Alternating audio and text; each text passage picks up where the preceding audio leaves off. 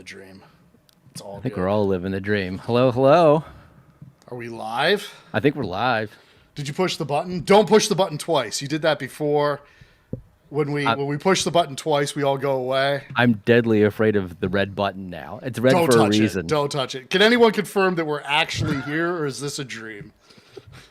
We're still actually just in the waiting room talking to ourselves like we do half the time anyway. So That's pretty much the whole show. that's fair. Yeah.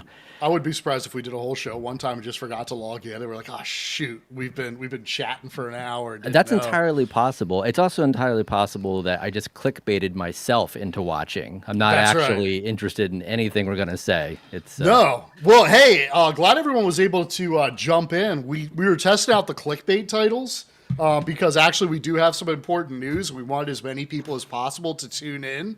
And, dude, I hate clickbait titles, but damn, they work. I want you guys to know this was Kevin's idea. 100%. This was title- all me. This is all me.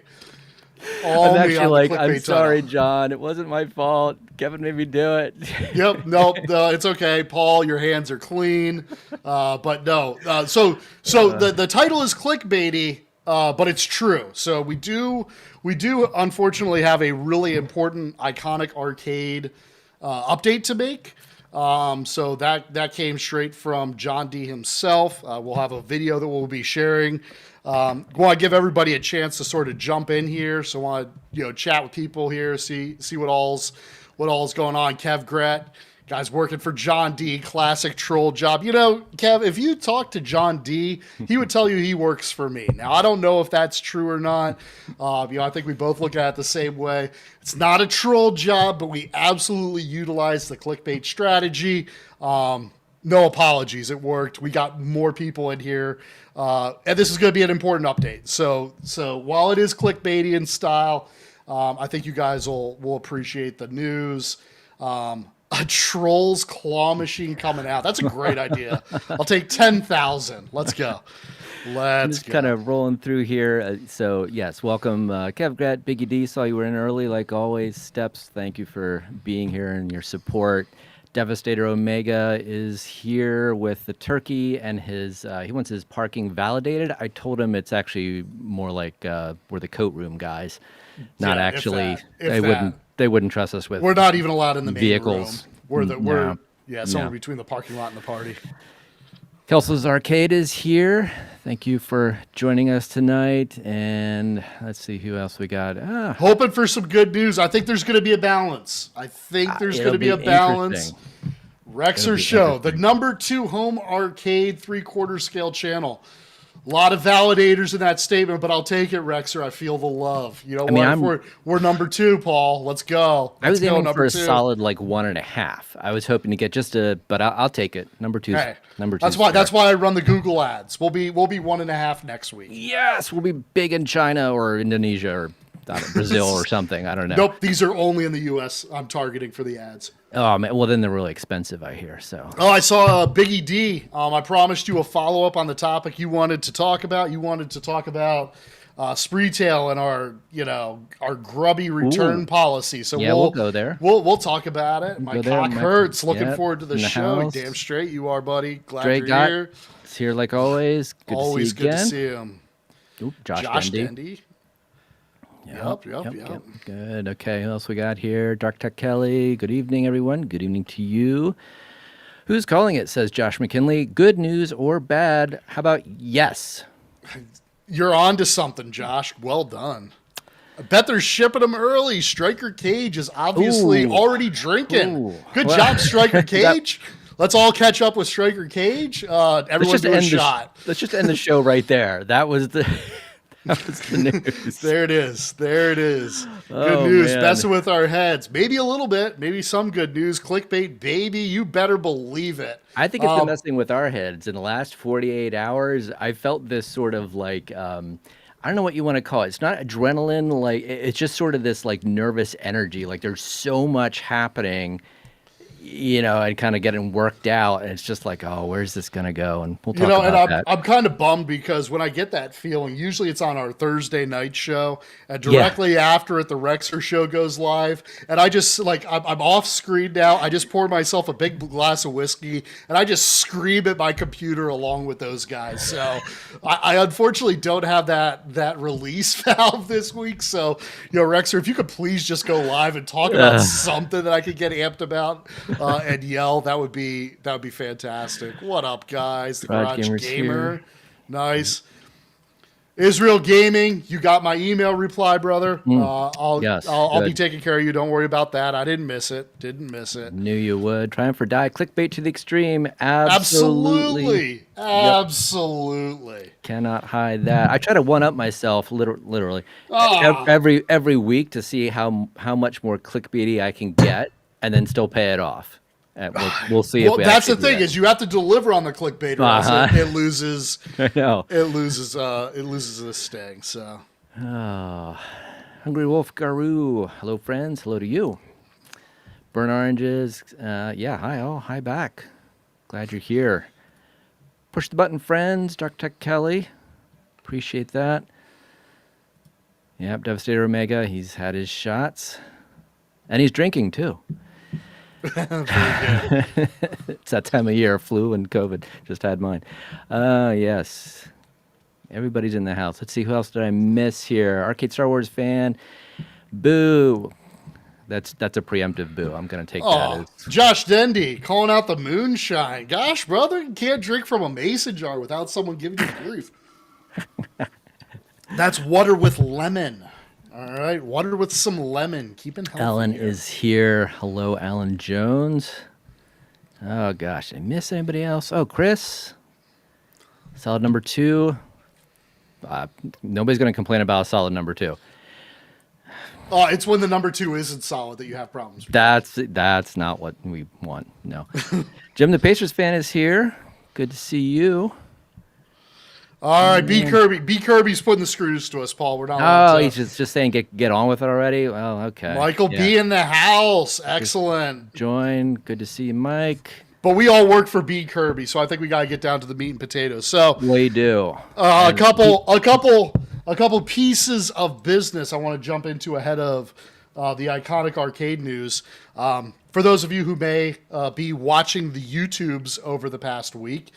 There's been a little bit of news in regards to Spreetail and our ultra grubby, allegedly, return policy. So I want to walk people through this. I thought Michael B did a very good job of kind of fairly covering the topic. So shout out Michael B. I'm going to give you credit that your intentions totally seemed on point. But there was a small technical call out. So I want to make that call out. There's this perception that Spreetail has this wild return policy. And if you don't follow our return policy, there's a penalty for it. And I think, Mike, you had called out on your show yesterday. If you don't like that policy, you should actually just shop with 1P directly as a way to avoid that. So I do want to provide just a little bit of clarification, a little bit of a public service announcement. When you are a seller on Amazon, you have to follow all of the Amazon policies. You can't have your own return policy and sell on Amazon. You have to follow the same rules that everybody else follows. So as an example, Paul here has pulled up Pac-Man. I do not sell Pac-Man. You can see here that Pac-Man is sold by Amazon 1P directly. So per Mike B's call out. If we hover over the return information, we can see that you are able to read the return policy. If you click into the return policy, which, Paul, I think you're going to do, if you read into the return policy, you will see that actually anything that shows signs of use, is not in its original condition, etc., qualifies for a 50% restock fee. That is not Spreetail's policy. That is Amazon's policy. We are simply following exactly the policy. In the situation that made apparently the big news headlines around the world this past week, in this particular situation, the customer in question had sent back a product that was now fully assembled. So it was not in its original packaging. We do not know how well was the product assembled. Was it assembled correctly? Watching Reggie's video, it looked like he did a good job. But I think we could also say, like, no shade to like an RGT85. But if he had returned one, it could be covered in blood and scratches because he ended up with 3 Band-Aids afterwards. So once something has been used to that level, it actually goes into a salvage point as opposed to an open box. So just wanted to make that call out. If you don't want to work with Spreetail, that's totally fine. It's a free country. We love that. But if you were going to shop with Amazon 1P instead of Spreetail to take a moral stand against this return policy, just want to let you know you are still subject to that same exact return policy. So that is my response as a person who works at Spreetail, just to make sure that we are all on the same page and being presented correctly. On the flip side, I want to respond just a moment to the situation. And now I'm not going to respond as a person from Spreetail. I'm not even going to respond as a member of this podcast because I haven't given Paul a chance to sign off on what I'm going to say. As an arcade community, I understand that there are areas we will disagree on. There are always going to be points of drama. There's going to be, what is legit, what is not, what is trash, what is not, what's the true fandom, what is not the true fandom. And I think that back and forth can be exciting. It can be fun. Hopefully it's respectful. But I think there is one area where we should all be able to agree when it comes to toxic behavior. Again, this is from my point of view. And I want to summarize this situation. In this situation, specifically, Reggie, who has 104,000 followers on Amazon, or on YouTube, purchased a product, created YouTube content using said product, decided to return that product, went against the return policy, and after going against the return policy, Spreetail still ultimately gave him a full discount, even though he wasn't eligible for it. Afterwards, then goes on to create another video trashing Spreetail, even though we actually went beyond our obligation. To me, that is toxic behavior. If you have 104,000 people watching you and you're getting all this information out, I expect better, and I hope as a community, whether you are on one side or the other, whether you're in the 3/4 camp or whether you're in the I want full-size arcades camp, I think that this is one area where as a community we can agree that's pretty trashy. So calling Reggie out by name on that, I don't care if I've got 200 subs and he's got 104,000. It was a low blow. It was inappropriate. It was toxic. And I think that as a community, we should be holding each other accountable. Let's debate. Let's argue. Let's be passionate about this hobby that we all care about. But let's not be toxic. And that's kind of the end of my rant on that piece. Let me know in the chat. Was I fair? Was I disrespectful? If you watch the video, if you know what we're doing here, did I hit the nail on the head? Discuss away there.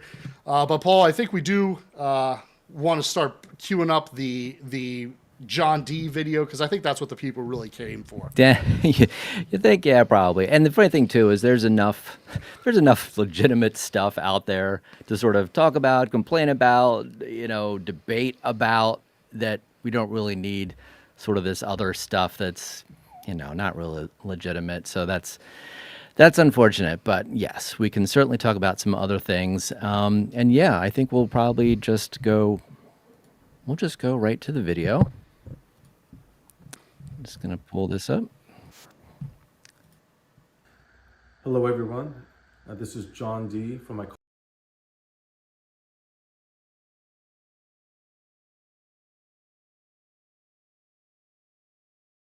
and Media One Up.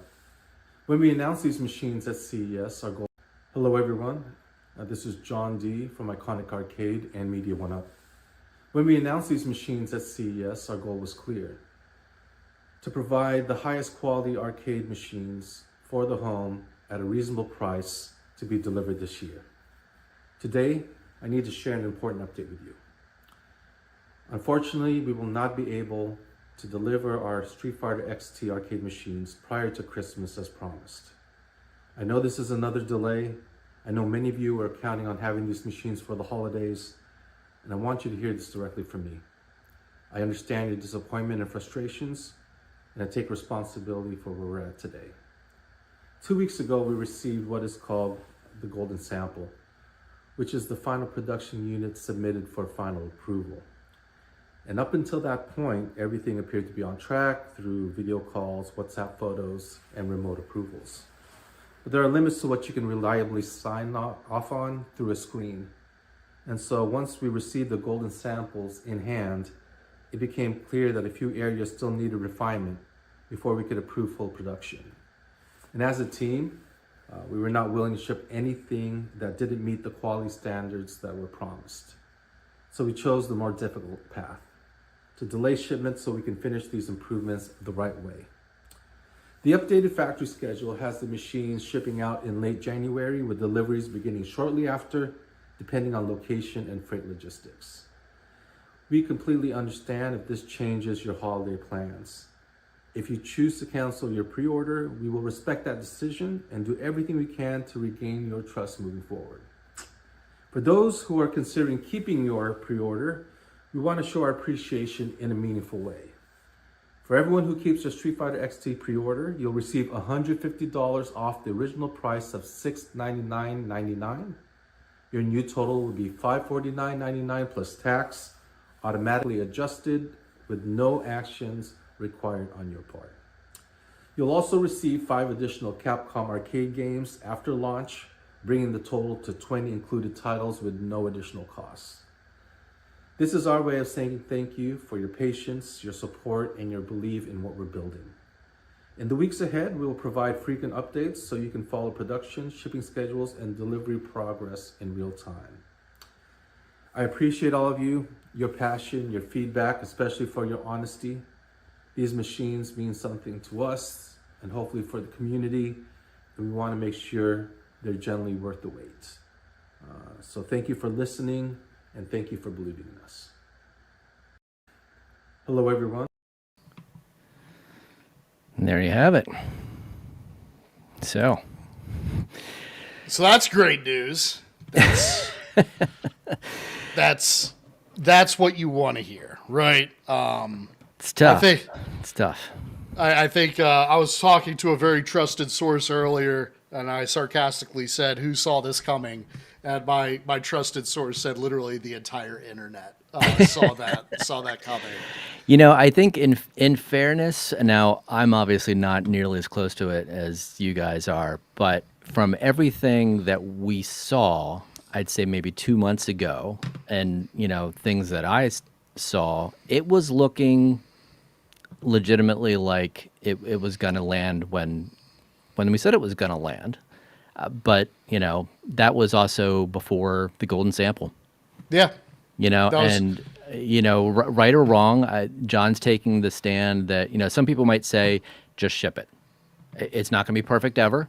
Ship it. That's a legitimate point of view. Another group might say, I'm spending enough money on this that I want it to be right. So if it takes another month or 2 months to get it right, do that because I'm spending $700 on this or whatever.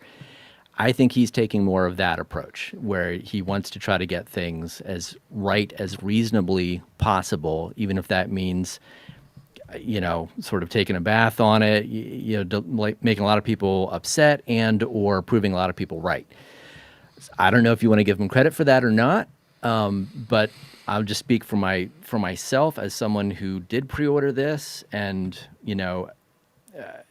am legitimately asking myself, should I keep my pre-order? I would rather have the product be as close to right as it reasonably can be. I don't want to wait another year, but if it's a month or 2 months, that's not going to be the end of my world versus something that I will look at every day that, for whatever reason, might have a problem that I'm not thrilled about for the money. So for me personally, it's worth it to wait just a little bit longer, but I don't want to see that continue on, you know. I don't want it to be June and we're hearing the same story, and I don't think we will. But I also feel good about the fact that for people that do have enough faith in what he's doing and that have hung around this far, you know, you guys are doing what you can to make it worth our, you know, our support through that. So I think the $150 off is a very significant gesture. You know, I have no idea how much profitability is built into these things, but I feel like that's taken probably the lion's share of that. So the the pre-orders are not profitable. If I were to rank my business decisions as far as 2025 impact, doing a 1 year long pre-order that did not come to fruition is definitely one that internally I do in fact have to answer for. So hopefully I'm still here next week to keep giving you guys the news. There were a couple call outs in the chat, and I was trying to kind of keep track of sort of directionally, so I don't have specifically who said what. But one of them was there was actually no real intent that these would be shipping in December. I can say categorically behind the scenes that was false. There are some production lead times that when we were looking at them, we believed that the product would be available in December. And the brand and Spreetail had actually agreed to partner at that point and bring these products in via air freight. At a cost of $90,000, just so that the pre-orders could land by Christmas. Yeah. So the idea that these weren't going to land by Christmas, or that when we were saying that there was nothing to back it up, that's categorically false.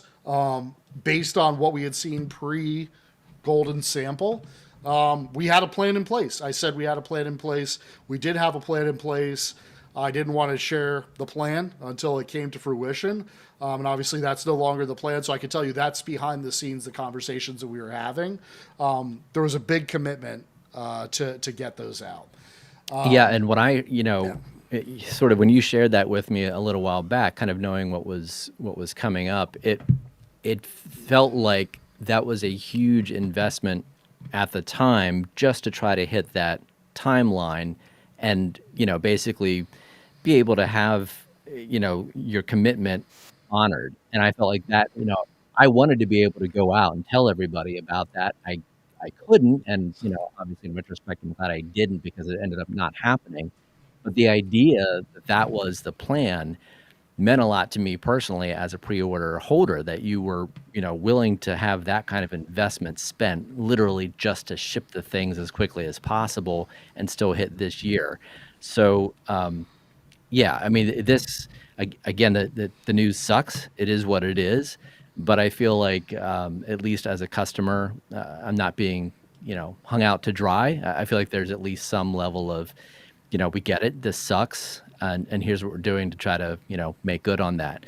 I think the key now will be not having it push again. Because I think that's going to be the next conversation. Like, okay, how many times is it pushed and is it going to happen again? You know, I think that's the thing. It's got to be, you know, it's got to be right. So. Well, and I think, Rexer made a call out like, hey, you know, Spreetail knew they were going to get egg, or he told us we were going to get egg on our face on this rollout. And in the short term, I thought the risk was pretty high. Anytime you have new brands, it's like for the record, you know, I've got Basic Fun this year, Wonderland Amusement, and Iconic Arcade.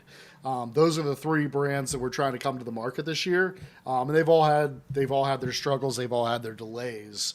But you know, Rexer, on the flip side of that, what I would say is, you are very aware that the 3/4 arcade is, you know, kind of where the 3/4 arcade is going to be. And if we do want to see growth in this category and innovation, we do need to start getting into some of those larger form factors that are higher quality than the $499, $450 3/4. So I still believe in the product. I still believe in the brand. Obviously not very happy. Obviously this is not the way it's supposed to go. But 2 years from now, 3 years from now, this is a blip on the radar, and it's going to be a solid business, and I'm excited to still partner with them. It's just sometimes you get off to a rough start, and it is what it is. Yeah, and the funny thing is you've got companies in the category that have been doing this for years and having, I don't want to say the exact same problem, but certainly their own issues. And I don't think we have to name names, but there's some companies right now that are doing things that I would say are very uncustomer friendly, that I feel like they should know better. They've been in the category long enough, and delays unfortunately are not uncommon either. That doesn't excuse any of this, and it's frustrating. But at the same time, as a customer, again, just speaking for myself, I'm kind of, I don't want to say happy, but I'm happy that he cares enough about the product that he wants to get it right, and that I'm being taken care of as a customer, in the sense that there's something to show appreciation for my sort of long-standing, ongoing faith in the product. So I feel like I'm going to get a better product and a better price in the end. It still sucks, but those two combined, the better product and the better price, I mean, this is honestly, this is less than you might pay for an Arcade 1-Up Deluxe cabinet, at this price, for what's going to be a much better product in the end. So, yeah, for me, that's worth an extra, 2 months or so. I think the other call out too here is, and this is where I was happy to see that the brand partnered quickly. We're looking at the holiday shopping season. It's been a hard year for a lot of people. Tariffs have hit a lot of different areas of your life. I know my bank account doesn't look the way I would want it to look this time of year. And it was important to me, as the person who has to answer for the customer service aspect of this, that if you are a customer of Spreetail, you pre-ordered this item, that if you decide, you know what, I don't have the faith in it, I wanted to give you enough time to make that decision, that you could get your refund processed and still be able to take advantage of the Black Friday, Cyber 5, like all those great holiday deals. For some people, that could be extremely impactful. Maybe you're willing to say, hey, I love the discount, I'm going to wait till next year, I'll pay full price. But having $700 in hand right now, going into the holiday season, going into when the best deals are going to be available, that would actually make a really big difference for me and my family. Hopefully a lot of people don't go that route, but that's your choice to make. And our goal was to give you at least enough advance notice that you were able to make that decision. So anyone who does have a pre-order, my customer service team is drafting up the email with the details. So when it would be shipping from the factory, roughly when we would expect it to ship from Spreetail, as far as what the discount goes for. I'm working with them to make sure that everyone gets that refund. If you paid in full, if it's a partial payment that you made, that we're able to get that taken care of automatically through no action of your own. That's my goal. I'm waiting on confirmation that that's coming back that way. But you'll be getting that communication here the next day or so, and we'll be working on those refunds as soon as possible. And for anyone wondering sort of like why we went live tonight, I know we endangered possibly streaming over someone. I don't keep track of everything, but I know that's always a possibility. But really, it was the timing issue. We wanted to have enough time for anyone who wants a refund to be able to have that refund before they go into Black Friday holiday shopping. So like if you were counting on this for your as a Christmas present or family present or whatever, that and you decided not to go through with this based on the delay, that you would know, okay, now I have this money to use for something else, over Black Friday. So that's why we didn't wait until say Thursday night, when we couldn't necessarily have it processed or even announced hardly. So that's the reason for the timing this week and doing it tonight instead of Thursday night. So Mikey Yoon had a call out. Hasn't Iconic been holding everyone's money for close to a year now? So just want to make sure that the brand is being represented accurately. Iconic Arcade has not seen $1 of the pre-sales. Until this item ships, you're a Spreetail customer. Spreetail has received those funds, and if you decide to cancel, Spreetail will be giving you back those funds. So I've seen this kind of pop up before. Was this a pseudo Kickstarter? Is John living on an island sipping margaritas with all your pre-order money? I can tell you unequivocally that they have not seen a single penny out of these pre-orders, and they will not see a single penny until the product ships. So there's payment terms that are built into these orders, and they're all timed around when product ships, when product's available. So I just want to make sure that that's very clear. That there's some things we don't want to have any gray area, because some of the rumors that can come out of there could be pretty dangerous, and just not healthy. Yeah, and also one just sort of point of clarity. I didn't actually know this myself, but John confirmed it. So there are going to be 5 bonus games that are going to be on this cabinet. Now that is the original 2 that were already discussed, and I think for the most part the community kind of figured out probably what those are. I think Magic Sword and Gigawing were pretty heavily rumored, so I think that's probably accurate. There are going to be 3 in addition to that, so a total of 5. The 3, being the sort of bonus ones for the pre-order holders who are, still sticking with this. So you'll have 5 additional games. There's going to be a planned release of 1 game, 1 bonus game per month for, over 5 months. So I don't actually have the titles of what those 3 are. I don't even know if they're finalized yet, because I think a lot of this kind of this is sort of all happening relatively quickly, that we found out, we're not going to necessarily be able to hit those target dates. And when I say we, I don't really mean me. I just mean, John and the folks at Iconic and Kevin, of course. So Kev Gret had a good question. Kev, I've seen you've called out Chinese New Year a couple times. Israel Gaming also with a follow-up question. So for those of you who aren't aware, the month of February, China essentially shuts down. So from a shipping standpoint, if you don't ship it before February, it doesn't ship till March. So you either ship in January or you ship in March.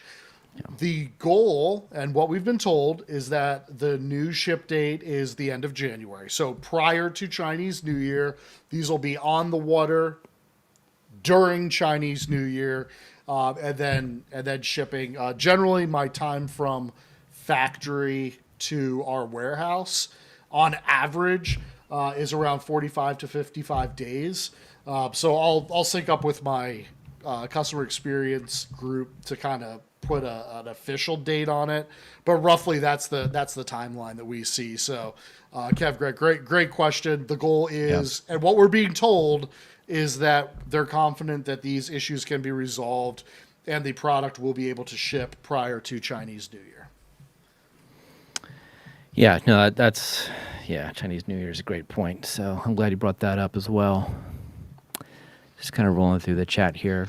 John Harsh 7945. How about letting pre-orders holders order Double Dragon? Honestly, after this, I almost don't want to talk about the word pre-order for another 10 years. So I love the call out. Fair. But at this point, I'm not even thinking about future pre-orders at this point. We want to see the Street Fighter be received by the people who ordered it. Take in the feedback. So we've kind of put in a little couple week space for people to sort of give their feedback. What do they like? What do they not like? Are there some really obvious upgrades that need to be made right off the bat? Once those feedbacks are received, I think that's when we'll really get rolling on the Double Dragon production line. So take that for what it's worth. And B. Kirby had a question about, do we know what was wrong with the golden samples? Not necessarily. I did kind of ask John about that. Not necessarily details he was really ready to get into. I will say, you guys might remember a couple of weeks ago, we had a discussion about side art on the Alpha 2 cab, and there was one picture that I identified as the golden sample, and somebody's show sort of threw out the question, why is the golden sample looking like it's shot in somebody's living room, is sitting on carpet or whatever? The expectation obviously being this is what's going to be on the production room floor, in some factory somewhere. The reason is because it was sitting in John's, at John's house. That was the golden sample that you saw in the background of this video. So he was, actively analyzing those samples to determine whether or not they met his standard, and he must have found some things that didn't. And I can't say for sure what those things were, but I know he's looking at these things as closely as we are. So for better or worse, he found some things that could stand improvement, and I trust he's going to get that done. So yeah, I don't know that we'll ever necessarily know, but I do feel confident we'll have a better product as a result.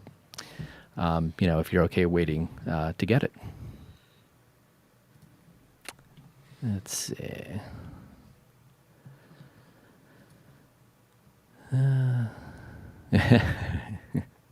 0 Redux John has 2 in his house. Well, yeah. More to come. Let me see if I can pull that one off.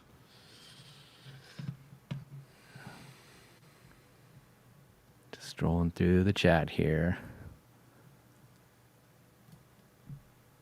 Yep, more Chinese New Year discussion.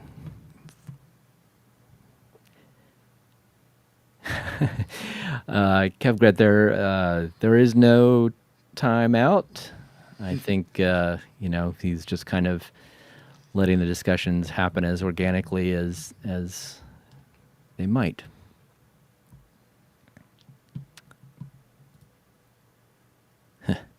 You can answer this one, Kevin.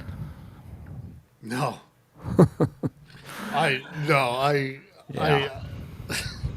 The pre-orders were shut off before all the debacles because at the original price, they were unprofitable.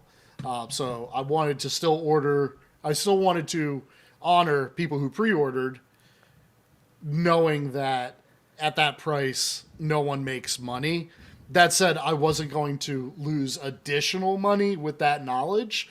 So that is why the pre-orders are off, because that's just the retails on them have to change in order for it to work. Yep, fair enough. Let's see. Which is going to come out? Grand Theft Auto 6 or Iconic? Anyone's guess. Mike B, how do you set up a poll on these shows? I think you figured out how to do it. I haven't figured it out yet. We could do. I have it set up, but we're using different software. So his poll setup is different than ours. But we'll have to someday when there's like 10 people watching, we'll give it a shot. Basic Fun Cubert or Iconic Street Fighter? Which one do we see first? Oh dang, harsh. Well, while we're chatting here, I'm just going to throw something else up. John R was asking what I think the retails are actually going to be. I think at this point, and this is based on a lot of assumptions. So when we pick out these retails, I have to assume what container costs are going to be when they come through. I have to assume what I think the tariffs are going to be. There's different, like once you get on land, like what the freight is to get it from port to the warehouse. So there are a lot of variables. I think we're going to be in the 750 range, 750 to 799, somewhere in there. But again, those are based on estimates. And once we see what real costs come out, I'll know more. Fair enough. Yeah. And by the way, on screen, we're just seeing a sort of, lights off view of the World Warrior cabinet. You can see a little bit of the UI there, a little bit of the marquee.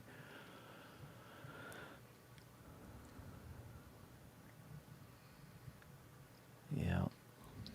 Oh, I did promise Biggie D that I would give him a response on the whole return. So Biggie, if you're still in the chat, did I answer your question? I wanted to make sure I paid you some respect there because you're always first guy in our chat and you've been supporting the channel. So I want to make sure if you got concerns, those are getting addressed right away. So if you're still in here, just shout me a holler. Let me know if I answered your question well enough on that. Rex was right. Like, we could all, like, if everyone wants to throw in the chat, just like, Rexer, you were right.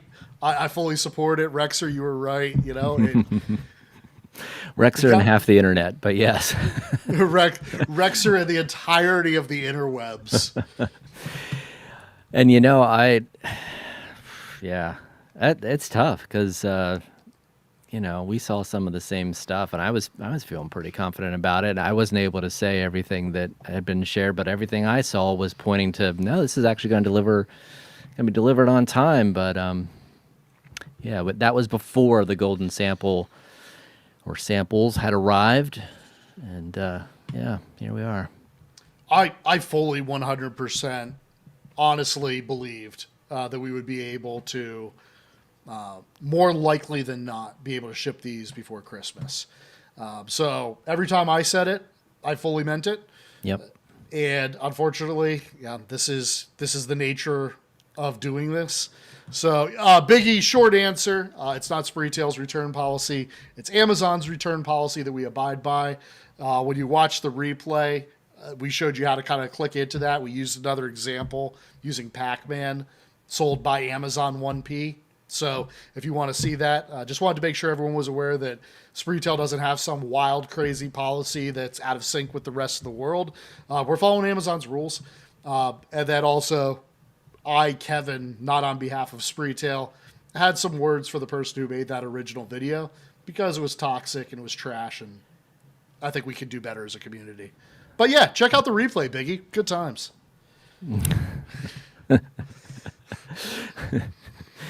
It wasn't quite as in depth as our side art discussion, but we can make a whole video about just returns if people are really into that. Monty3FF, go ahead and read their return policy. It's called out verbatim. We reviewed it on the air. Yep, details are there. Let's see what else we've got.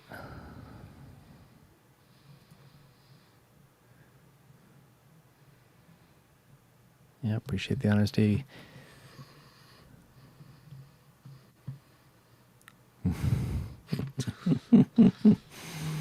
Well, you can only read what they have there on the page. I mean, I'm not sure what else you want there, bud, but go nuts. More tea molding videos. I mean, if you want to get into it, it's edge banding, not tea molding. By the way, anybody that's ever had to actually apply tea molding, or edge banding, I should say. Now I got it wrong. It is a bitch. You got to get there with like either like an iron or like a heat gun, get the glue to adhere, going around corners. It is not easy. I think tea molding actually would be better. Josh Dendy, instead of members only, it should be only members. Absolutely. And if you tip well enough, Josh, we'll send you some DMs. If you tip well enough, we'll create a members only. But we definitely do not have one of those. Israel, I totally saw your email. I actually replied back to your email earlier today. I wanted you to kind of get the full scoop on all this before I addressed your particular concern. So if you're good to go, brother, I'll get your update made. That's not a problem at all. It takes a few minutes. We'll have it done tomorrow morning. But before we did all that, I just wanted to make sure you had all the information. Because based on what you've heard tonight, maybe you don't want to do the cab anymore. I wanted to make sure you knew what you were getting into first. Yeah. Mike, if you find anything different, let us know. Well, Mike actually made a good call out. You could, so I believe this one, if you read the return policy under video games, there's actually like 100% restocking fee that you're allowed to take in. I'm not sure exactly how that works. But essentially the idea is you can't just open a game, play the game for the weekend, beat the game, then be like, cool, I beat the game, and send it back. That's not how it works. You forgot the part about where you make a video of make a monetized video about it, then and then do it. Also, then you don't trash the company who went above and beyond the actual requirements, and by the way, did give that full refund. So ultimately, this whole story is that Spreetail provided great customer service beyond what we were obligated to do. So it was an interesting narrative when I was watching it from that point. I'm like, but we didn't have to do any of these things. And I'll leave it there. I'll leave it there. I have a tendency to go too far. I'm not going to go too far. Yeah, I mean, I think this is a fair point. You know, love him or hate him, John's still trying to make games that I think a lot of us appreciate, and I've been on both sides of that fence. I mean, you read my Reddit history, you guys know I've I've not held back, but at the same time, you could make an argument that he's brought more to market for this community than probably any other single person, at least that I'm aware of. So again, love him or hate him, he's been making things happen for years now. So I think at the end of the day, Paul, it's fair. All the feedback that's been in here, obviously there's been some jokes and some shade, but the feedback is fair. The ball got fumbled, right? Like this was supposed to be out 6 months ago. This product was supposed to be out. So it is fair to say, like, okay, they're not doing great out of the gate. The other part is that we have to judge the product based on when it comes out. So it is totally fair game to say, hey, like, where's this product? We keep hearing delays. At some point I want to see product, not hear excuse. That's a fair call out. When the product comes out, then it'll be up to everybody here to decide, was it worth it? Was it not worth it? Yeah. And I think that's what they'll be judged on. Yeah, I mean, and it's totally fair too. Like this was CES, this past January. Coming up on CES, January 2026 is going to be a year, which, that's just crazy long. And there's also several months of untold story that we're not going to be able to tell now about stuff that was going on in the industry, stuff that had to be overcome that probably nobody would have anticipated. I don't think John did. I don't think anybody else did.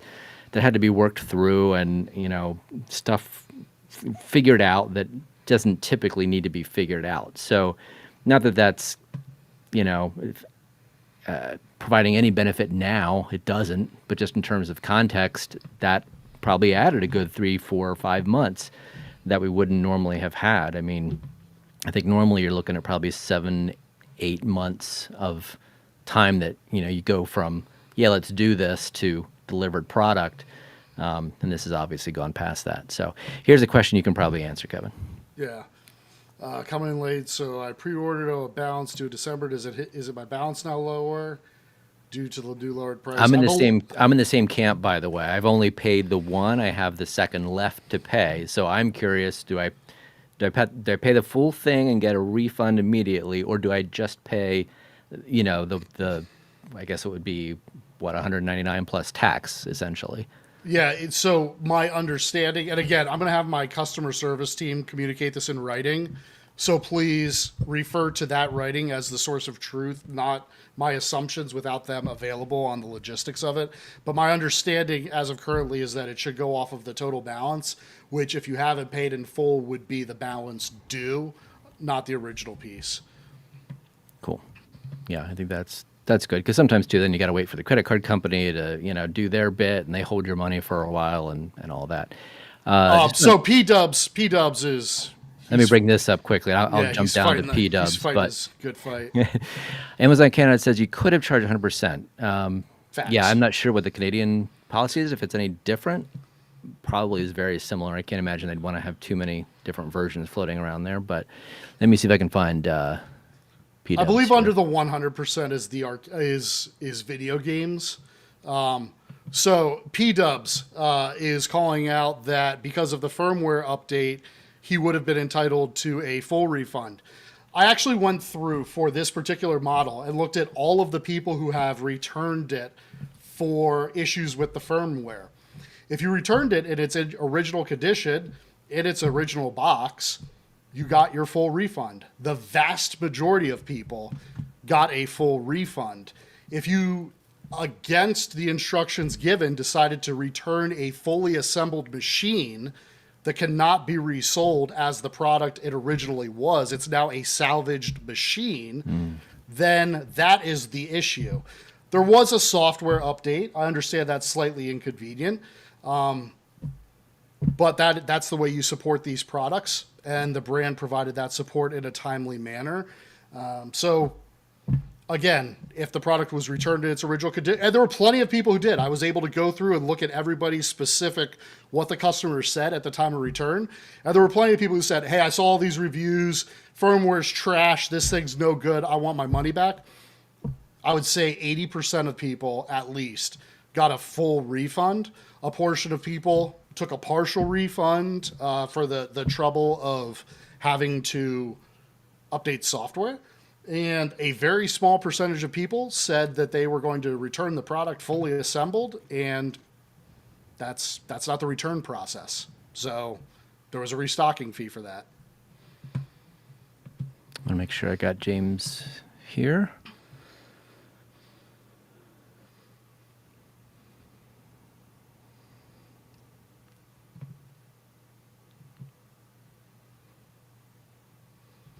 Well, and I think, James, to the point here, understanding the context is why we gave him a full discount, right? So I think there's this back and forth of what was he due and what did he get, and he got a full discount. So to me, the issue wasn't should he have gotten a full discount, should he have not. He made a case, as most people here have stated, that, hey, how would you have known this? How could you have done this? And our customer service team agreed with him, and they gave him a full refund at the time. Based on the policy, he wasn't due a full refund based on the Amazon policy that we follow, and we still gave him that full refund. So my real point of contention on this is, given that we went above and beyond what the return policy is, to then go and broadcast a video trashing us for following the Amazon policy and then calling out the end like, well, okay, but they did give me the full refund, felt a little bit disingenuous.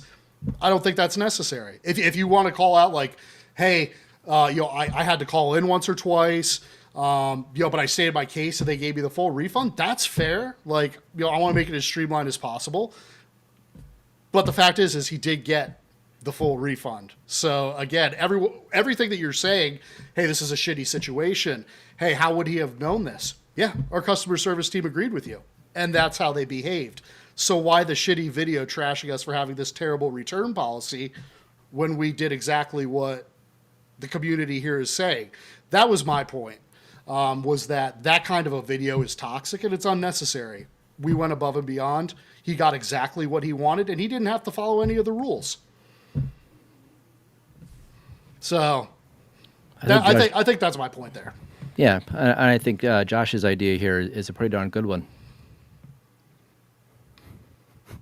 Just start showing up at people's doors. Just I have everybody's address. Yeah, okay.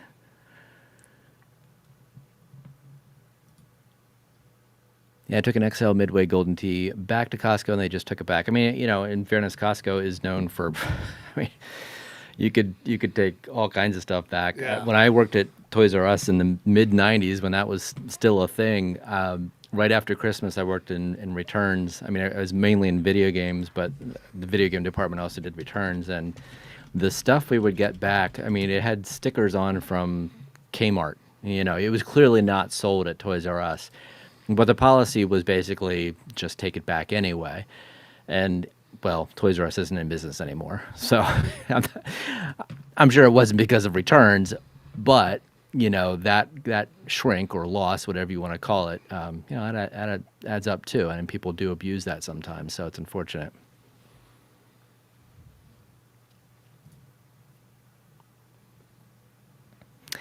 I see Cubert has randomly made a return to the chat. I think we can thank Mike for that. I didn't read your latest reply on Facebook. I know we probably disagreed about the results of the survey, and part of that's just to keep the discussion going. But for those who didn't see it, Mike ran interesting survey, among his viewers, basically asking like, would you be up for a Qbert? I think you specified it like an Ultra Series, like a deluxe size cab.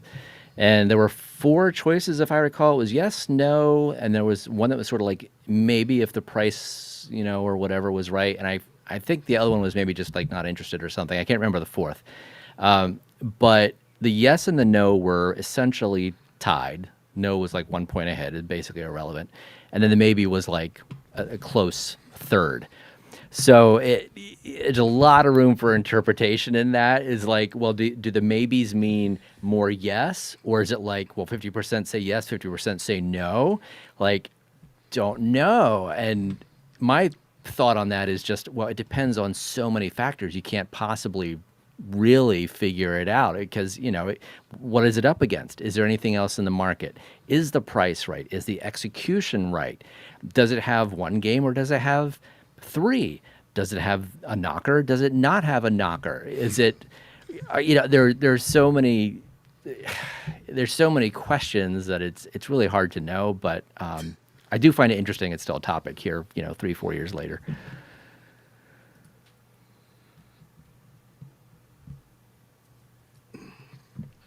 Code for Qbert incoming. I have to clear with the Illuminati. I don't know if I'm allowed to sell Qbert yet. They do not exist. So Mike B, if you're listening, on Qbert, just shout me a holler, brother. All jokes, guys. All jokes. Has to have a knocker. Yeah. So I had an interesting conversation with, oh gosh, who was it now? I think it was Sean Misselbrook, who does he does a lot of arcade graphics. He's over in the UK, and we were talking about the knocker specifically, and the execution of that on a small scale, or even like we'll say like a mid-size cabinet. Would it have the same effect when Qbert falls off and you get the knock sound? Because the original arcade cabinet, of course, is pretty big. So would that translate to something that's a counter series size? Instead of being like would it be like a think? Would it just be kind of like, oh well, that's a bit of a letdown? Or would it actually be pretty cool? I really don't know, but it's like, oh, I never really thought of that. But yeah, I guess it would be different. I still think it'd be kind of a cool novelty though. Yeah, or maybe I troll the community and request it's made with a cowbell inside. So instead of like a wood knocker, it's just cowbell. Someone asked about Star Wars Return of the Jedi deal. Let me go back and find that. Okay. If you want a good deal on Return of the Jedi, wait until tomorrow and go to Walmart. In store only? Online. If you go. I was going to say in-store won't even have anything. We said go to, you meant go to the website. Yeah, okay. Yep. Very good. Just in general, do you feel like the Black Friday discounts that we're seeing? I mean, I put a post up, I guess it was late last week, saying the Black Friday discounts are live, and they were, fairly significant. Do you feel like there's going to be anything additional, or are we kind of seeing what we're going to see? On Friday. I think what I'm seeing is the best deals will probably be in like the $450 range. That's what I'm seeing from Arcade 1UP. If you go to Walmart online tomorrow, give us time to get the deal live, but my team approved it. Star Wars will be $450 on Walmart.com. So if you want to grab that at a competitive retail, that's the spot. Cool. Okay. But I haven't seen a lot of prices lower than that, unless you're talking about the custom SEs, which are something that you could spend your money on. Oh, good old Slims. I don't know if we actually brought this up, but you and I have talked about it. Is it fair to say, based on what you know or can share at least, that Basic Fun does not have any intention to produce a slim product that you would carry? I haven't really heard him talk about slims. I think initially there was a little bit of talk on slims. It's not something that's come up in conversations though. It's not anything that's on my roadmap. I haven't seen it recently on any roadmaps. Not to say it wouldn't have a place somewhere if they wanted to do that, but nothing that I've seen points to those. That said, they could potentially be doing other deals directly that I wouldn't be a part of or have visibility to. So I'm speaking from my knowledge, not on behalf of Basic Fun for that. Right. And I know when you and I have talked, every time I get a chance, I tell you, please, dear God, don't let that happen. But we don't speak for every retailer. Speaking of not speaking for every retailer, this question about Supremes, there's still club stores. As far as I know, probably doing Supremes. Kevin, last week you spoke about at least one Supreme that you'll be doing. I have not personally seen anything related to Return of the Jedi other than a prototype box that was floating out there months ago for one of the trade shows, and I've not seen anything since that. That's all I've seen. They're not on my roadmap. I haven't heard anything there. But again, I haven't seen them on any roadmaps either. So yeah, I'm not sure if that's still in process or not. This is an interesting one too. So the Partycade form factor. So thank you first of all for confirming anti-slim.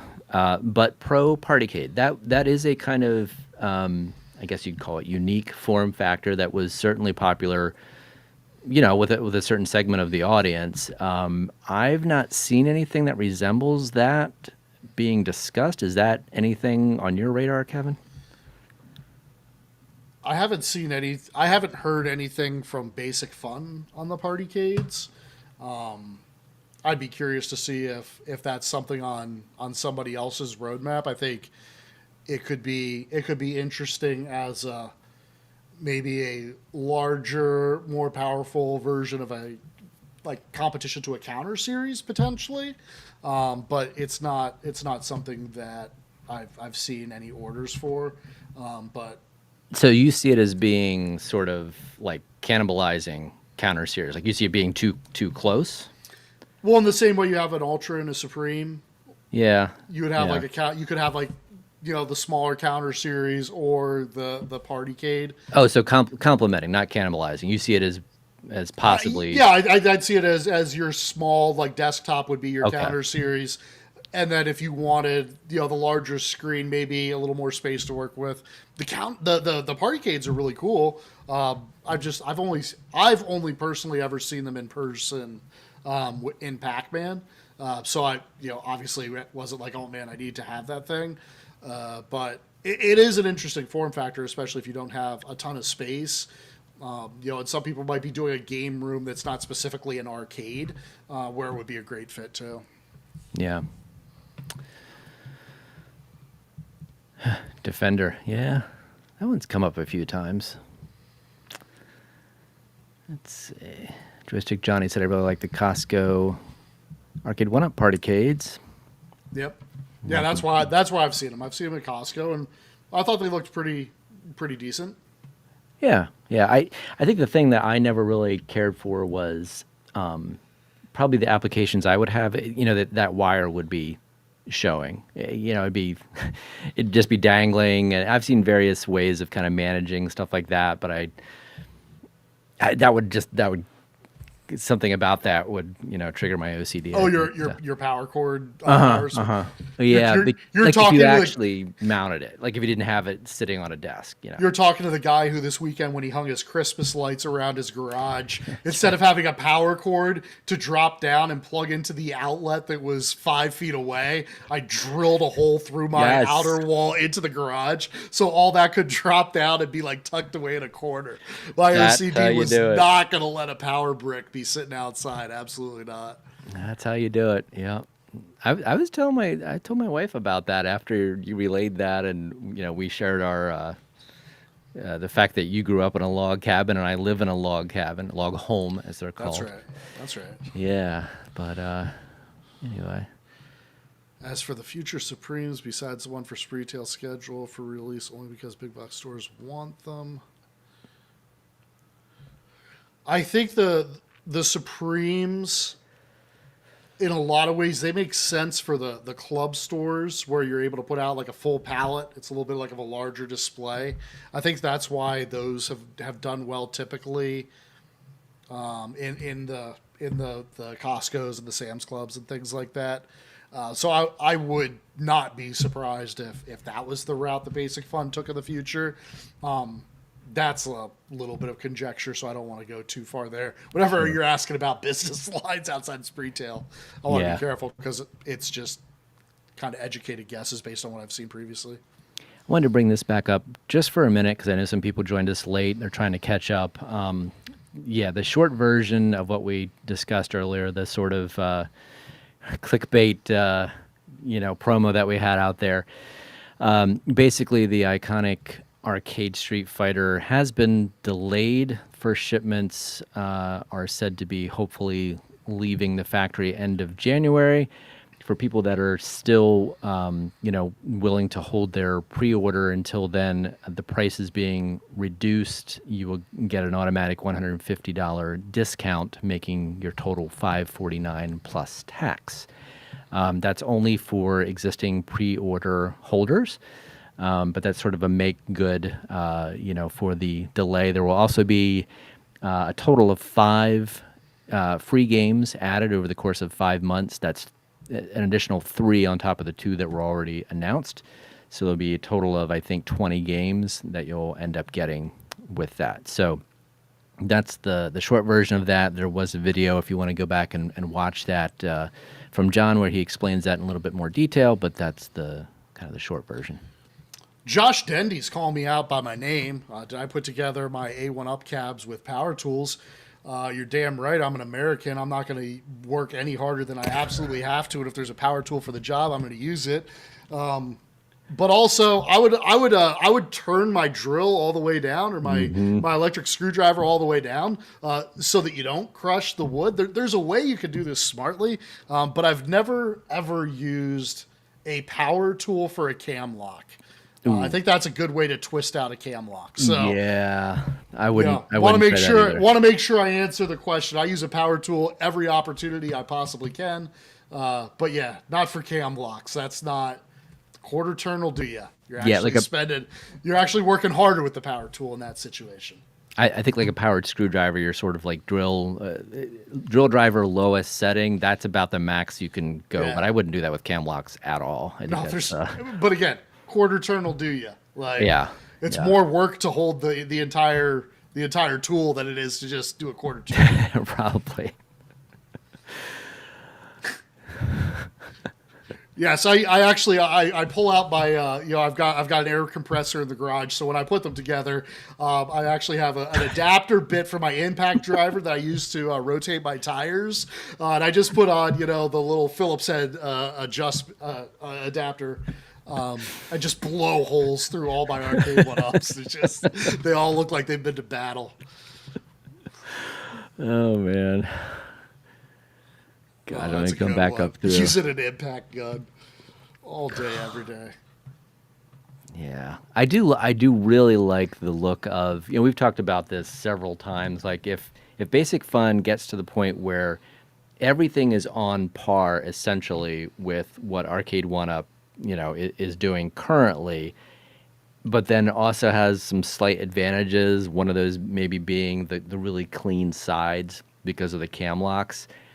I'm a huge fan of the cam locks for that reason, not necessarily because it's like structurally the best, and I wouldn't necessarily use that in a really heavy cabinet, but I love the look of not having all the blisters on the sides. It's super clean. I mean, I'm looking at like Time Crisis right now, and that thing has like 40 blisters per side, and it's really not the best, and the color on them doesn't always match up, so it's like his fingers, got a completely different color in it. It looks kind of weird, but I don't look at the side a lot, so I'll have to put something next to it. And if you've ever reskinned a cabinet, like when I was doing the Soul Calibur behind me, both sides have custom art. So I had to get, my X-Acto knife and cut out, these stupid holes for every single one of those, which was exceptionally tedious. And of course, not everybody's doing that, but still Like, why wouldn't you just use like wood putty? Just like take out the blister, fill the hole with wood putty, like sand it down, and then put the graphic over it. just glue all the panels together and, Yeah. get some big clamps and, hope for the best. Way to show you don't know what you're talking about, Paul. Like, Truth. obviously, this is what we would have done here. Truth all comes out on this show. That's all we do. Nothing to hide, folks. Awesome. What Giovanni Sean want to say? I know Giovanni is big into the rhythm games, and I certainly recognize that. I don't know if that's a category we'll ever see, but it's worth talking about. I understand One-Up and Basic Fun providing home cabs for stuff like Pac-Man, but aside from licensing issues, what's stopping them from releasing different titles with bigger followings? And I'm sure you're also talking about rhythm games, but yeah, I guess in general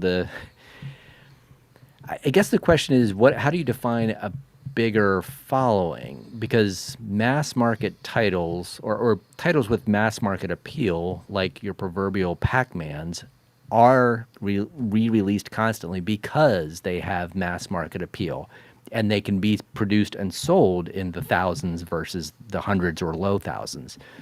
So I guess the bigger question to me is, how are we defining titles with bigger followings? Do you just mean like maybe more modern titles that are, that haven't been produced, like a DDR and other games like that? That might be a relevant question. Maybe some of it's hardware, maybe some of it's the no one's actually developed sort of unique cabinet shapes and styles for something like that. I don't know.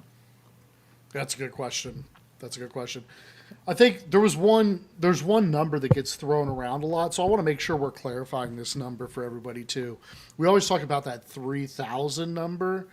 3,000 doesn't have to be just domestic United States. So there have been times where we've partnered even with other retailers, with other companies, where I've said I could take 1,500, someone in Europe might take 750, and then Canada will take 750. It's not ideal. You don't want to do it all the time, but there are ways that you can sort of piece together that 3,000 without it having to be 3,000 in the U.S. I think the other part that the people have to understand is, like we always talk about Qbert. Like, dude, thousands of people would buy Qbert, but it's not just quantity. It's quantity over time. So would 3,000 people buy Qbert within the span of 6 months? Or am I in a situation where I bought the 3,000 and I'm floating the cash as we sell through that over 4 years, and I don't realize any revenue, essentially, any profitable revenue for 2-3 years out? So it's not just as much as, hey, I know thousands of people would buy Qbert. They probably would, but can I get the factory to flow them out 500 at a time? That's the hard part, because a lot of these factories, once they get up and running, they want to do that whole run. So it's like, do you want 3,000 Qbert now? Like, if you had to pay that bill, you might be like, ugh, like, I pay that bill, I'm essentially I'm doing a loan to the brand, right? I'm doing a loan that might not get paid back to me for several years. So now what would you say, like in Mike's stream, last night or night before, there was a brief comment he made about, we all know 3,000 is not the actual MOQ. Certain cabinets have been done in the hundreds. 100%, yeah. Yeah, and so I guess when we throw out terms like, oh, it's got to be at least 1,500 or 3,000 or whatever, I feel like maybe that's more talking about, in terms of a good business case versus what can you do? Yeah. But where's your sort of, like, when you're looking at these things, where is sort of your, I don't want to say break even, but the point at which you start saying, the return on that investment is not necessarily worthwhile? So it depends. Again, it depends on the sell through. Yeah. If I can buy 2,000 units and they're going to sell through in 3 months, that's amazing. If I can sell through 6,000 units over 3 years, that's terrible, because I have to bring them all in at once. So 3,000 is a real number. Once you go below 3,000, they call it sub MOQ. And what the factory will start doing is they'll start tacking on percentages. So they ingest inefficiency because they're doing a smaller run. So what that means is they'll say like, hey, since this is a sub MOQ at 50%, maybe they add 20% to your cost, 25% to your cost. Wow. So what happens is, yes, you could totally do a 500 unit run. I'm not saying that's not possible. I am 100% sure that nobody in this chat, unless this was like the greatest game ever made, nobody in this chat would like that cost, right? Because you would really be talking about like if you wanted a basic fun cab, a standard ultra series. If I was going to do a 500 unit run, it would probably be as expensive as an iconic arcade cab. And then at that point, are you happy with that game just because that game is what it is to pay that additional amount? Or would that just sit even though there's only 500 of them? Because people would be like, it's really not worth it. So at that point, yeah, if you're going to do a limited run, you would have to go to a larger size. You'd have to do a 19-inch. But then again, the cost still would be going up. So there would be a little bit more room to work. Maybe you wouldn't have to go up $200. But what we've seen, and I think everyone in this chat tonight and every chat ever, cost is apparently very important to people. And there is a ceiling on how much people at large are willing to pay for these items. So if I did a 500 run of Qbert and came out and said, okay, like we did a 500 run of Qbert, it's, it had to be a 19-inch to command the price point, and it's going to be $750. Some people would be thrilled. Some people would be thrilled to death. A lot of people would make a lot of very hateful videos that were releasing, 2 games for $750, right? So I think there are those economics that you have to take into account and try to find that sweet spot. The nice thing is that's part of why we have this show is like, this is me doing market research, right? You can kind of pick up on trends after a while. You sort of see what would work, what wouldn't work. And that it does influence decisions down the road. So, yeah, and I think that's a harder case to make if you're, when someone is seeing a Qbert, there's, for example, or let's say, I don't know, a Centipede or something. But when you're looking at a title that's maybe not hard to emulate, for example, part of the conversation becomes, well, isn't that kind of like you don't have to pay a lot for the hardware to run that? I can run that on my, my whatever device hooked up to my TV. Why is that arcade cabinet going to cost $700 because it doesn't take a lot to run versus a Time Crisis that has, unique molded plastic guns. It has games that are, polygon based, harder to run. You start to feel like, oh, okay, I can see why that game would cost $700. But that conversation for a Qbert, I feel like that's going to be a really tough argument to make, to say, well, there's not enough fans or support or whatever to make it in the quantity and sell it at the speed that would be required for this to be half that price. So that's a tricky kind of argument to make when you're just a fan saying, give me a $400 Qbert. What was it? WLH133 had a question off topic. Will Time Crisis go on sale for Black Friday? I'm out of Time Crisis. I have no more Time Crisis, so I can't speak to it. Actually, I do want to correct. I'm glad you brought up Time Crisis because there was another correction I wanted to make. Mike B gave Spreetail actually more kudos than were deserved. So Spreetail did not bring Time Crisis to market. Time Crisis was originally brought to market by As Seen on TV and sold through shophippo.com. Through our relationship with Arcade 1-Up at one point, they sold us a number of containers that were originally supposed to go to As Seen on TV. And then they left both of us with identical product and inventory that have been competing with each other until we sold out. So originally that cab was, they originally wanted that cab to be like a $750 cabinet, but because both of us were selling it at the same time, the retails never went up that far. I just did a quick Google on that cab. It looks like it's on Walmart for like $680.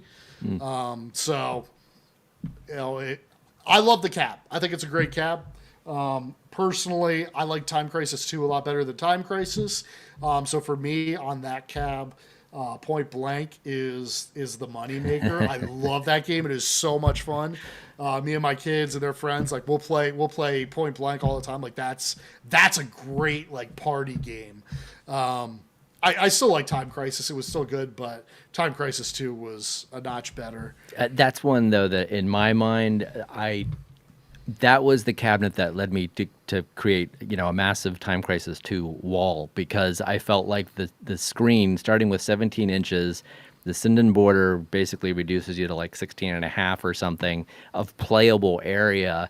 Not that it's not still, it's still fun, but that really should have been an XL cabinet if they could have done it. Now, at the time, I think they were probably still locked down to club stores, and they just didn't, they couldn't sell XLs outside of club stores, and and now they're not going to be doing any of that. But yeah, I'd love for that to come back in some kind of larger form, or maybe it's something else, a Lethal Enforcers, or heaven forbid a House of the Dead. But I can hope. James hates everything. Correct. Spreetail is not related to Shop Hippo. Talk to the guy on the phone. He runs a good business. Seems like a really great guy. Unfortunately, we were kind of put in a situation where we were both competing on the same product. But no, Spreetail has no affiliation with shophippo.com.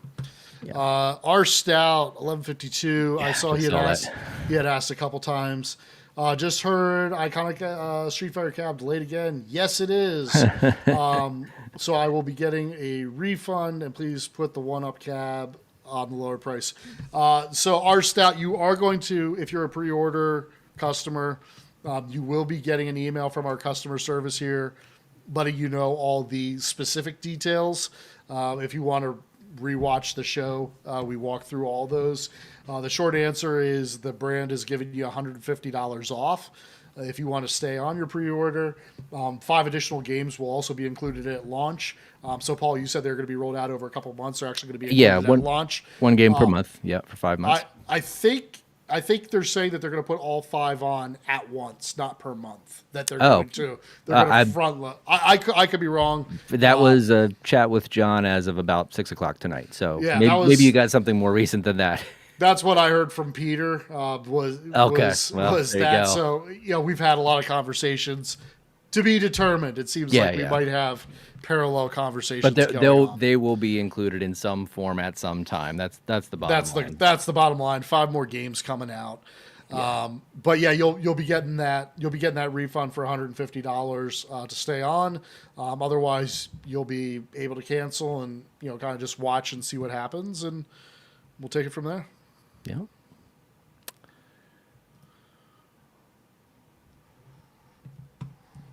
Let me see. I missed something here from B. Kirby.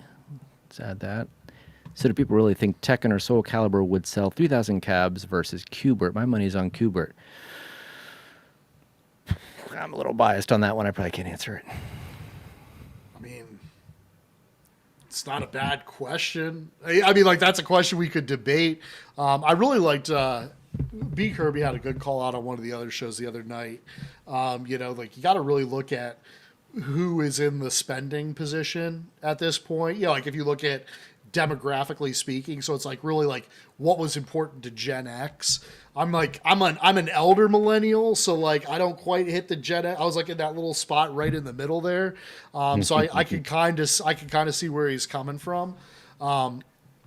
Yeah, so that's I'm older though. I mean, I'm over 50 and I'm still in the Soul Calibur Tekken camp. But I kind of think it goes back to your earlier point, though, Kevin, about like it depends on the price point. Because a Tekken or a Soul Calibur, you're not going to make probably a $500 Tekken or Soul Calibur. That's probably going to be your $700 Iconic, or at least a Supreme. Whereas your Qbert could be your $499 Ultra Cab. So then it's also a price conversation. And how many people are you going to get for a product that's a lower price versus one that's just a more niche product because of the price itself. So lots of variables, and then the other piece, the other piece, and I think B. Kirby had kind of hinted at this, like stick to the older games. Once you start getting into the newer games, it's like, okay, do I want to play Tekken on an arcade, or now we're starting to get really into the console era, where it's like, well, yeah, Tekken's a great game, like I'll play it on my console, right? So I think that there is kind of this double-edged sword where it's like, oh, we want the newer games, we want the more exciting games. It's like, okay, well, we're not going to make an Elden Ring cab. You know what I mean? Like, that would be ridiculous. Yeah. Well, and there's always the conversation about, well, I can just play this on my whatever. Well, yeah, of course you can. You can play all of this stuff on so many other formats, but that's not really the point. You know, the unique controls, the nostalgia, the whole thing. That's why you do this. Well, at Chris's point, would take the Cuber if it was a choice of the two, but not sure on committing to actually doing the purchase. And like, that's why this is such a crazy topic, because if the question was, do you think it would be sweet to have a Qbert cabinet? We would all agree, yes. I would love to have a Qbert cabinet. That would be fantastic. Yeah. Will you give me $550 for a Qbert cabinet? All right, hold up, buddy. Hold like that. That's where I think the conversation starts to get a little like it would have to be the right price. That's yes, the hard part. Would have to be the right price. And like for me, I only want things that are reasonably authentic looking. That's why I was willing to pay $600 for another damn Pac-Man, because that Pac-Man to me came the closest to looking authentic of anything that Arcade 1-Up had ever done. And at the time, that was unique in the space. But would I be willing today to pay $600 plus for Qbert? Especially if there's maybe a Tekken that's $650 or $699. It's tough. I'd take the Tekken personally. That to me feels more like it's worth that price point. But a Qbert at $499, that might be a different conversation for some people. So yeah. All Nintendo cabs would be gold. I would love to see someone make like a Donkey Kong. That'd be a great cabinet. You gotta talk to the licensing folks on that one, because that's a super easy to get that. Yeah, that unicorn. Moat mentioned Eleanor. If you know, you know. Yes, I do know Moat, and this is Nintendo cabs would be the Eleanor of arcade gaming. The Garage Gamer, an Elden Ring cab I would buy for sure. If we did an Elden Ring cab, like I don't think there's really been a game that drove me closer to therapy than Elden Ring. That's another, if you know, you know. If you've played that game, you're just like, you hate your life. You're just there for the pain and the abuse, and you just keep playing it, and you're just like, I don't enjoy this. Why am I doing it? And then like you beat somebody, and you're like, I'm the greatest power in the universe. And then you advance 5 minutes and you're stuck again, and you're like, I hate this game. I hate it so much. And then 5 hours later, you're like, what am I doing with my life? Yeah. Yeah. Dude, it's like, Melania, I don't care if you're the Sword of Nicola. Like, shut up and die. You know, like, you just get to that point in the game that you just rage. I wanted to go back quickly, WLH 133. I did mention that there's going to be a Supreme title. That was something we talked about in our last episode. I made a couple videos about that taken from our live stream. No, did not mention the title specifically. I will say the title has been mentioned. Yeah. So, and definitely want to be careful with those, especially when we're talking about like what's being promised and everything like that. Yeah. The way it works, like I'll tell a brand like, hey, I really want this cabinet. I think this cabinet would do really well. Then the brand has to go make a business decision. They have to approach the licensors. They have to see if that's a license that's available or not. So, it's kind of one of those things where it's like, I don't want to be like, hey guys, this is what I pitched them, and they're 100% behind it, because there's a lot of conversations that have to happen behind the scenes. But what I can say is that they see the value in the community that's already grown up on the 3/4 scale, that's ready to graduate to that larger size. You'll have a more mature, space that, as they upgrade their collection. They understand that a few titles a year in that size, in that form factor, makes a lot of sense. So I've got my fingers crossed. I've got my wish list. And if I get my wish list, obviously it's based on community feedback, so I imagine it would do very, very well. But it's up to the brand; they have to make that business call. And I just want to make sure, sometimes I like tease the people a little bit, like give you a little bit of the gray area, try to put the pieces together. Yeah. I do that just for fun. If you tune in every week, you kind of know what I'm hinting at. If you don't, then you should tune in every Thursday night at 7 o'clock Central Time, 8 o'clock Eastern.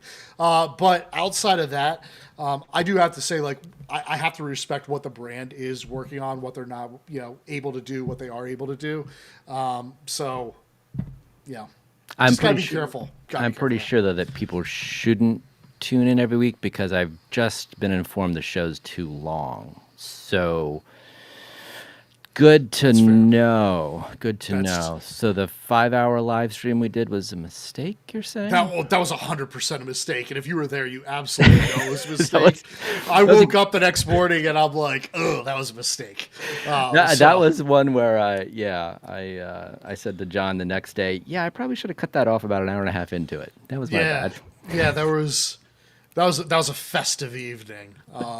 Definitely enjoyed that. I've got a buddy who did a bunch of podcasting for a while. And I told him that we just went off one night for 5 hours. He's like, "What the fuck? It really made do no that? sense. We didn't even notice. And honestly, that's the thing. I just love talking about this stuff. So if it doesn't get shut down by one of us, we'll probably just keep going. But that's a valid point. Okay. Well, I would say let's kind of get it wrapped up here. Yeah. If you didn't get a chance to see John's video, Paul, do you want to add that to our channel as a short? Sure will. He gave us permission to kind of share that. Yep. So if you want to see John's address, check it out. And if you were a pre-order customer, you'll be getting some communications on that. And I think we're not going to do a show on Thanksgiving. What do you think, Paul? This will be our show for the week. This is it. Yep. So everybody should just spend the night with your family, do all that stuff. And I can only imagine what next week is going to bring if it's anything like this one. Who knows? Who knows? I'm sure with all the chatter, there's going to be another week of. No, that's not how returns work. So looking forward to next week's rebuttal on why reading is important. Well, I'm always amazed by people that are like, they have this, so it's like this plan and this this business strategy and whatever. It's like, no, man, that day you and I are texting and calling each other like 5 times before the show actually goes on the air because things have changed so many times since the night before. So it's like, this is half winging it, and you get what you get. But here we are. One last question. Geo had one here. I'm not 100%, but it looks like a pretty specific question, so I didn't want to leave it hanging. If Spreetail had to release a home arcade game that can only be released in a certain region, how much control do they have over selling said game? I'm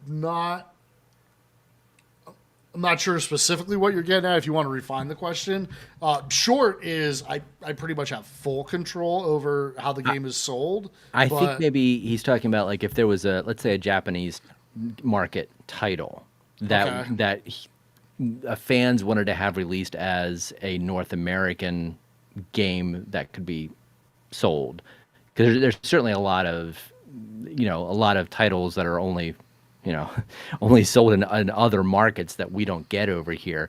I feel like that's probably more of a licensing question that we might not be able to answer if I'm understanding the question correctly. But that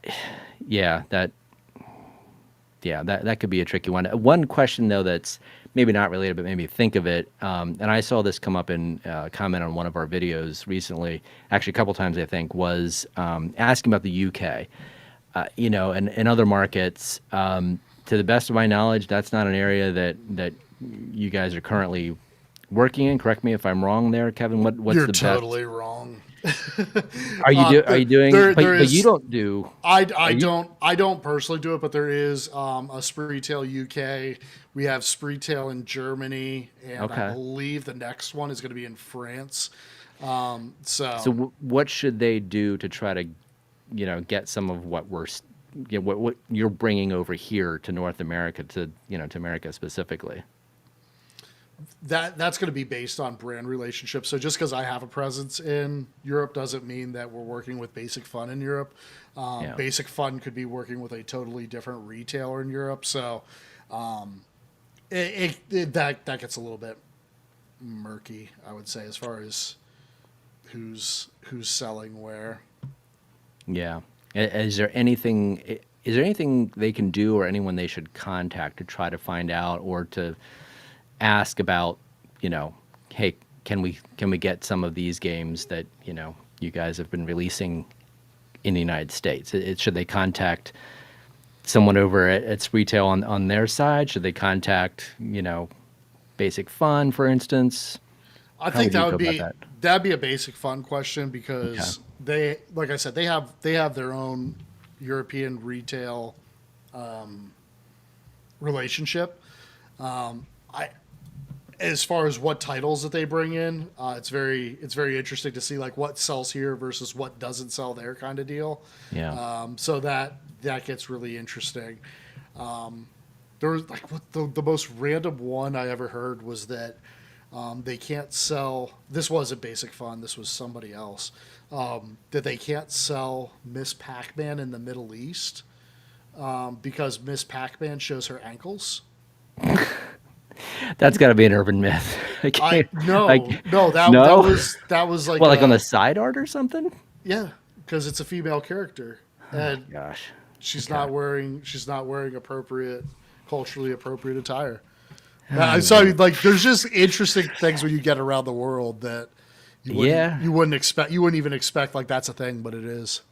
No, I guess so. And I know there's certainly licensing limitations in general, but wow, yeah. Well, maybe one of these days we can get John on the stream and he can tell us a little bit more about that kind of stuff. Wow. Yeah. Oh, and we got to get better at this. Papa Brad, thanks for calling it out. We never do every YouTuber I've ever watched is like, hey, thanks for jumping in, hit subscribe, bang the like button, ring the bell, do all this stuff. And we're just bye. Dude, we are the worst YouTubers. We don't promote our channel appropriately. We don't turn it on correctly half the time. No, we're lucky to actually have a stream. Yeah. We are losing money every day to do this because it's just a hobby. I literally just added the reminders to our sort of pre-edited videos, like, hey, you should actually maybe do the subscribe, whatever stuff. Do the stuff, people. Do the stuff. Pretend we know what we're talking about. Do the stuff. I hate even saying it. I hate asking it. It's like, if you like it, cool. But you know what? Half the time I forget to do it. Like, there have been so many times I've been tuned into a show. I'm like, oh, that's right. Like, this is the first time I watched that. I should go hit the subscribe button. Probably, yes. We probably have 800 people who are actually watching us, but we only have 200 subscribers because we never told people that they should subscribe. Somebody did point that out earlier, that our number of viewers is almost half what our total subscriber number is. Yeah. Mike B called it out. He's like, how you guys all you don't even have 300 subscribers and there's 100 people on. He's like, I see people with 50,000 subscribers and none of that. Sometime we should pull up Social Blade and walk through, and if you go on socialblade.com, you can see when people who average 100 to 200 subscribers do a month. 1 month got 4,000 subscribers. So you're like, from Indonesia, yeah. What happened there? Yeah, what did happen? What other developing countries suddenly decided they like your show? This guy is huge in Brunei. Where did that come from? But awesome. Well, thank you everybody for jumping in. Obviously, we get distracted because talking to you is so much fun. But appreciate the company, appreciate the chat. Always a good time. For sure. And looking forward to talking with you guys next week. Have a happy Thanksgiving. Be grateful for whatever goodness is in your life and spend the time with family. And you should subscribe, comment, ring the bell, share. I don't know what the hell all that stuff. It's for notifications, to get the notifications. Do whatever you want to do. Have a great Thanksgiving. All right. See you around, guys. Thank you. See you guys.